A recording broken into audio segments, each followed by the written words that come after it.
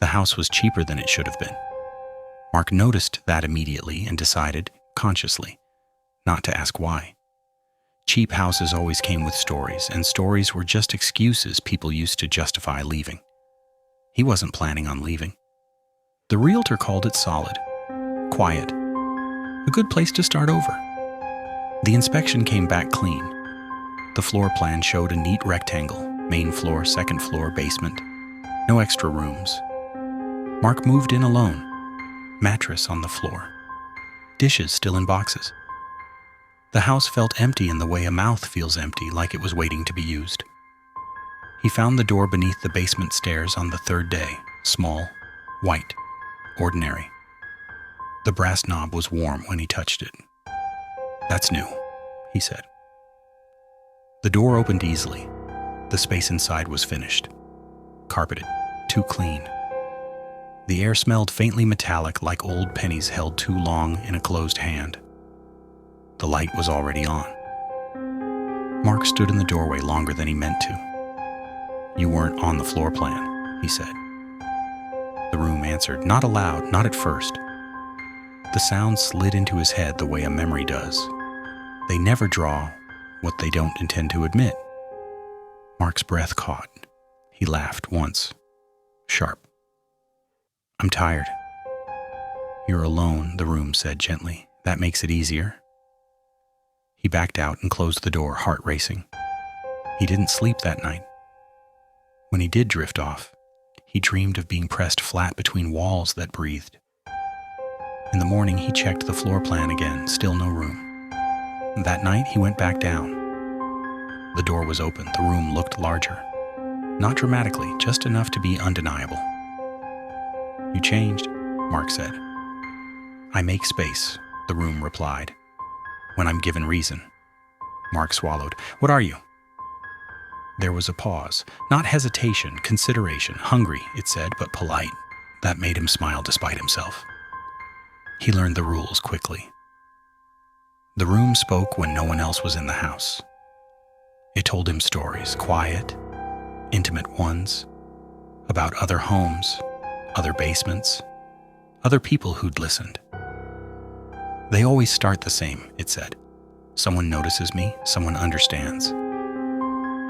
"What happens to them?" Mark asked. "They stop being lonely." Mark told the room things he'd never told anyone, about the quiet that followed him, about how people always drifted away, about how easy it would be if someone stayed. "I stay," the room said. The room grew, slowly, carefully. The walls eased back. The ceiling lifted. The carpet softened, thick and dark. One afternoon, Mark brought a contractor down to look at the foundation. The man frowned, measured, scratched his head. "This room shouldn't be here." "He's loud," the room murmured. He would complain. The contractor turned, confused. "What was that?" "Pipes," Mark said. "He would leave," the room added. "Everyone does." Mark watched the contractor bend, peer closer at the wall. The room whispered instructions. "The door will close on its own. The carpet will hold if you let it. You don't have to touch him." Mark didn't. The door clicked shut. The room tightened. The contractor screamed as the floor grabbed him, fibers threading around his boots, his ankles, his calves. Skin tore. Blood spilled dark and fast, soaking into the carpet with a sound like thirst being quenched. Mark stood still. The room pulsed. "See," it said, pleased. "Friends help each other eat." When it was over, the room was bigger, calmer, cleaner. The police asked questions later. There was no body, no signs of struggle. Contractors wandered off all the time. The room told Mark what to say. He listened. After that, it became easier. A delivery driver who stepped inside for a signature. A neighbor who came to complain about noise.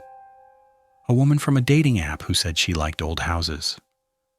The room always warned him. "Not this one," it would say, or, "Yes, this one will fit." The room remembered blood. It remembered the first time and every time after. It told Mark how to make it better, how to calm people, how to lie gently, how to guide them downstairs without force. Friends don't push, it said. They invite. The room expanded with each offering. It told Mark stories now, not just memories, but plans. There are others like me, it whispered. They starve because they are hidden. I am lucky. You saw me. Mark ran his hand along the wall. It was warm, almost affectionate. You won't leave? He asked. Never, the room said. You feed me, I keep you. Sometimes Mark thought about stopping. The room sensed it instantly. People always leave, it reminded him. You don't have to.